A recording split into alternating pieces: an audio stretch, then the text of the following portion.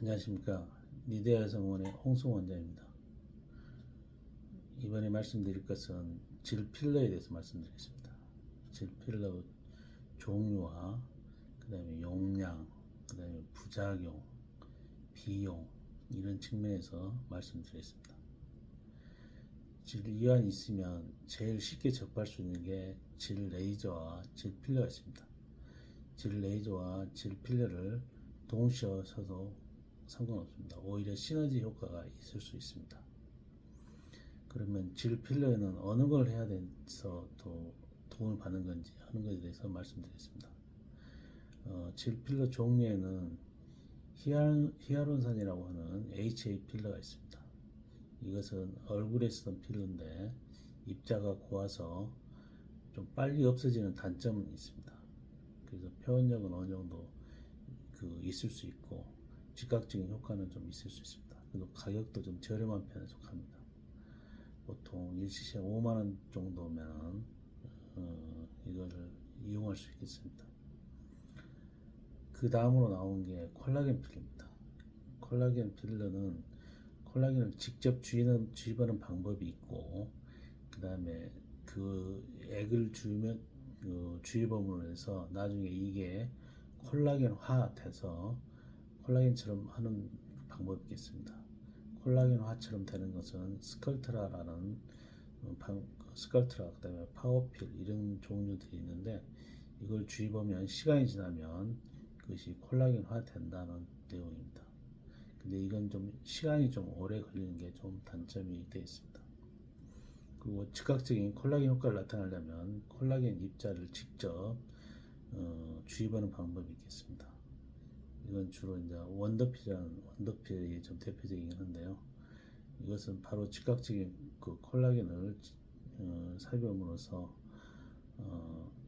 콜라겐층이 좀 증가돼서 바로 효과를 나타낼 수 있고, 또 그 효과 면에서도 어느 정도 충분하게 좋은 효과를 나타냅니다. 예, 만족도도 좀 높은 것 같고요. 또 비용 측면에서도 그렇게 비싸지 않습니다. 요즘은 보통 한 10만 원대에서 그 다음에 비싸면 한 17만 원 뭐 이 정도에서 1cc당 주입할 수 이런 가격이 형성되는 것 같습니다. 그리고 다음으로 나타나는 게 이제 덱스트란 필러에 캡슐을 씌워서 흡수를 좀 느리게 하는 게 이제 대표적인 게 윙크필이라는 필러가 있는데, 윙크필은 캡슐을 씌워놨기 때문에 흡수가 굉장히 지연됩니다. 그래서 4원 이상도 유지될 수 있다 뭐 이렇게 되어 있는데, 이건 또 단점이 또 비용이 또 보통 한 서너 배 정도 비싼 단점이 있습니다.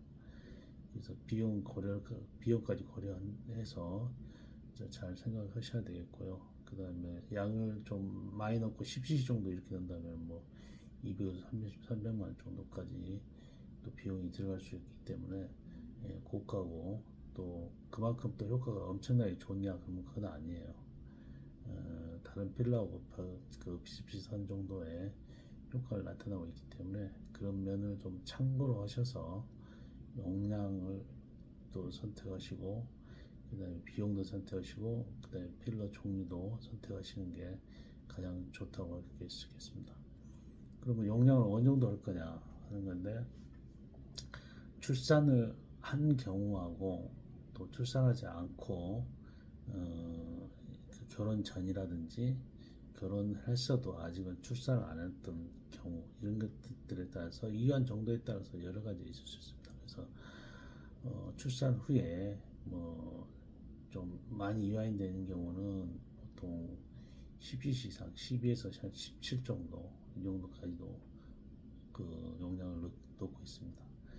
그리고 이제 결혼하지 않은 미스들이나 출산하지 않은 사람들, 결혼했으나 출산하지 않은 분들, 이런 분들에서는 보통 한 8에서 10 정도, 또 아주 또 젊은 분들은 그 이하에서도 용량을 책정하기도 합니다.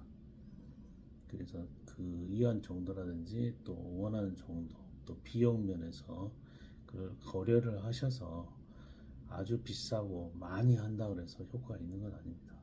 그러니까 그런 것들 고려하셔서 선택하시는 게 좋습니다. 보통 20cc 이상은 잘 안 하는 걸로 되어 있는데요. 먼저 적당량을 좀 해보시고 또 해보니까 좀 부족한 느낌이 든다 그러면 그때 추가로 하셔도 됩니다. 처음부터 너무 과하게 해서 불편감을 호소할 필요는 없어요. 그래서 용량도 선택을 할 때 적당량을 하시는 게 좋을 것 같습니다. 그리고 또 흡수되는 정도에 따라 좀 서로가 다르기 때문에 희화현상이 제일 먼저 많이 없어지고, 그 다음에 콜라겐 필러는 한 4, 5년 정도 어느 정도 유지되고 점점 줄다가 4, 5년 후에도 남아있다는 뜻입니다. 그리고 덱스트란 필러, 그 윙크필도 언젠가는 조금씩 줄고 또 흡수가 지연되긴 하겠지만은 또 효과가 좀 미미해지는 경우가 있습니다. 그때는 추가로 하셔도 상관없습니다. 그래서 먼저 고려해야 될 게 종류, 그 다음에 부작용, 그다음에 용량, 가격 이렇게 하셔야 됩니다. 이제 마지막으로 이제 우리가 부작용에 대해서 말씀드리는데, 부작용은 저희가 해본 경험으로는 얼굴에 넣는 필러보다는 조금 더 그 부작용이 적은 것 같아요. 먼저 아나토미를 잘 알고 혈관 그 경로라든지 이런 걸 잘 파악하실 수 있는 산부인과 의사 전문의 정도면은 그걸 잘 파악해서 주변에 안전한 데로 넣는 거, 그리고 뭐 여기저기 뭐 효과를 막 낸다고 아무데나 막 이렇게 내서는 또 여러 가지 또 엠볼리즘이나 이런 부작용들도 있을 수 있으니까 그것을 충분히 아나토미를 숙지하고 또 경험이 있는 많은 분들한테 시술을 하는 것을 권해드립니다. 너무 경험이 없고 또 너무 과하게 넣게 추천하거나 그런 경우는 오히려 바람직하지 않다라고 말씀드릴 수 있습니다. 그래서 부작용까지 잘 고려를 하셔서 필러를 선택하시는 게 가장 좋은 방법이라고 할 수 있습니다. 감사합니다.